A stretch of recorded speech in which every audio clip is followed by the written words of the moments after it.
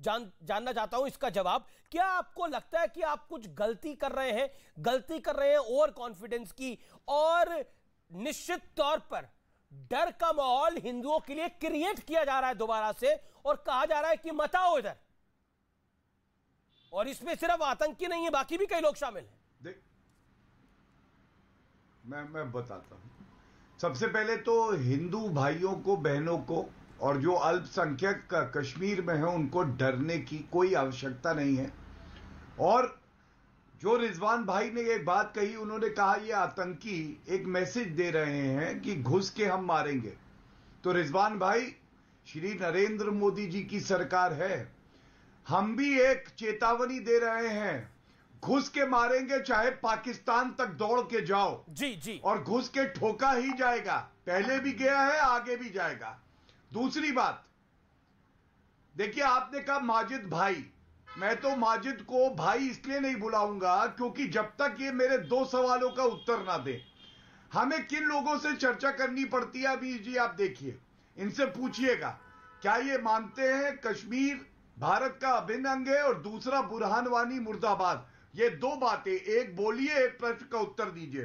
तीसरी बात, वंदे मातरम जो है वो नेशनल सॉन्ग है, नेशनल सॉन्ग, ठीक है, और संविधान सब पे लागू होता है। AR रहमान, उसने भी वंदे मातरम गाया था, वो आपसे अच्छा ही मुसलमान है, कम नहीं। तो अब मेरे सवाल का उत्तर दे दीजिए। जवाब कश्मीर को भारत का माजिद हैदरी जवाब, देन दानिश कुरैशी एंड रिजवान अहमद। देखिए अमीश भाई, यही बदकिस्मती हमारे देश की कि मुसलमान को राष्ट्रवादी होने का सबूत देना पड़ता है बार बार। जैसे आज गौरव भाटिया जी पूछ रहे, क्या तुम्हारे क्या 70 वर्षों से खाया नहीं था? और दूसरी चीज आप समझिए, ये जो इंटेलेक्चुअल डिबेट होती है ये हाँ और ना में नहीं होती है। ये सड़क पे वो गौ रक्षा वाले बोल नहीं पाएंगे, भारत में रहना होगा, वंदे। सुनो सपोले, सपोले चूसली, इंटेलेक्चुअल बंद करो अपनी बकवास। अगर ये पूछना, तुमने तमाम डिबेट में कभी नहीं ये बात बोली है। मैं पूछना चाहता हूँ, मुझे गर्व होगा तुम पे अगर तुम आगे बोलोगे। आदर से बात कर रहा हूँ, मैं बोल रहा हूँ भाई, मेरे देश को बचा लो। पंजाब में भी हमले हो रहे हैं, कश्मीर में हो रहे, लद्दाख चाइना, मैं तुमसे पूछ रहा हूँ, ये बोलने में तुम्हें ठीक है, आप कह रहे हैं इंटेलेक्चुअल डिबेट आपको चाहिए भारत का। अच्छा, आपको ठीक है। रिजवान अहमद भी कुछ कहना चाहते हैं, उनकी बात कंप्लीट नहीं हो पाई थी।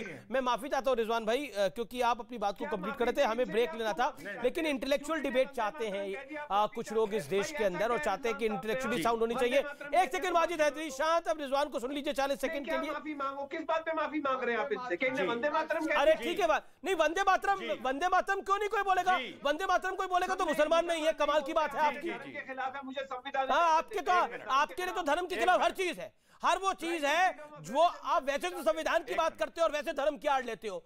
धर्म ऊपर है, संविधान ऊपर है। बोलो, भारत का संविधान ऊपर की धर्म ऊपर है? धर्म और संविधान दिल और जान है। मुझे नहीं समझ आता दिल बड़ा है, जान बड़ा है, कैसी बातें करते हैं आप अमीश भाई? ये दिल और जान का सब आपके लिए दिल और जान है। जी रिजवान अहमद, इंटेलेक्चुअल डिबेट। अमीश भाई एक बात मेरी कट गई थी, गौरव भाई को नजर कर दूं। गौरव भाई तो सब्र से सुन लेंगे, उसके बाद दूसरी बात माजिद भाई को नजर करूंगा। तो मैं ये कह रहा था कि इस बात तक के भी सामने एविडेंसेस हैं कि बहुत से जम्मू में हिंदूज को यह बोला जाता है कि तुम कश्मीर आके पोस्टिंग लो, अदरवाइज आपको टर्मिनेट कर दिया जाएगा, आपको इंक्रीमेंट नहीं मिलेगा, वगैरह वगैरह। भाई, ना नरेंद्र मोदी पर शक है, ना डोवाल साहब पे शक है, ना अमित शाह पे शक है।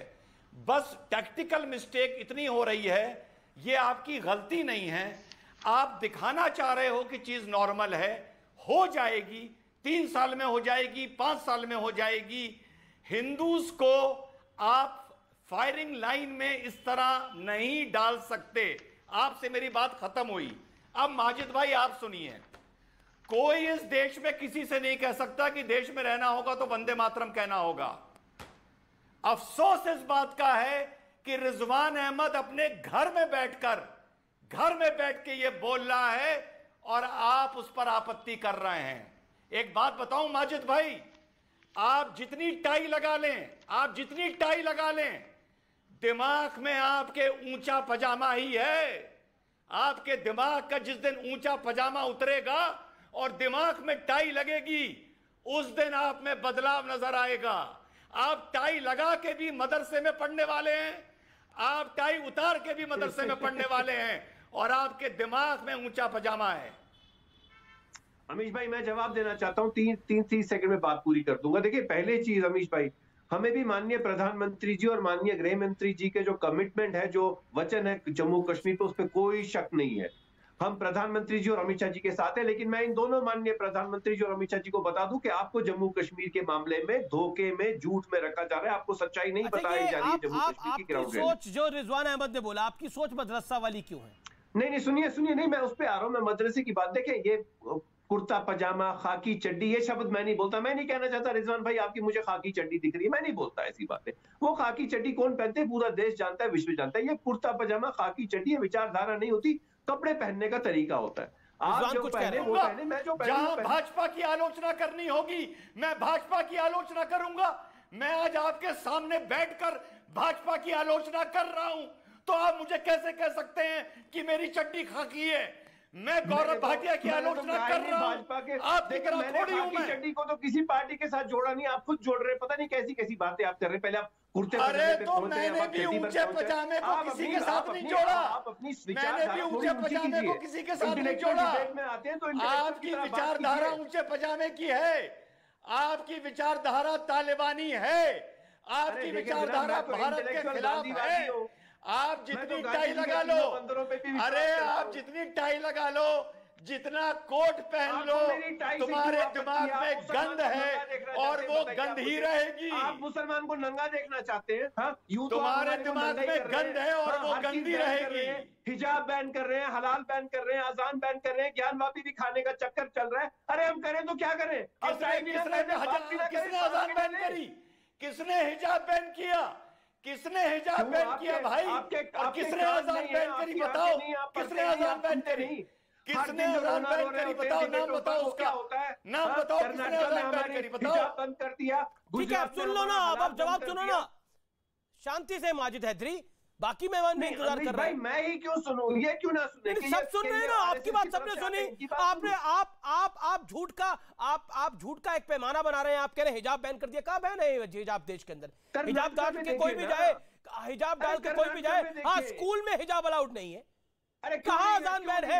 अजान आप पढ़ सकते हैं, अजान हो सकती है, लेकिन सीमित भारत में अलाउड सीमित वॉइस में होगी, अनलिमिटेड वॉइस में it will happen. Hold on देखिए माजिद, मैं ऊंचे पजामे वाली कहानी में, मैं चड्डी वाली कहानी में नहीं पढ़ना चाहता। मेरा निवेदन है इत्मीनान से सुनिए, जरा इत्मीनान से सुनिए।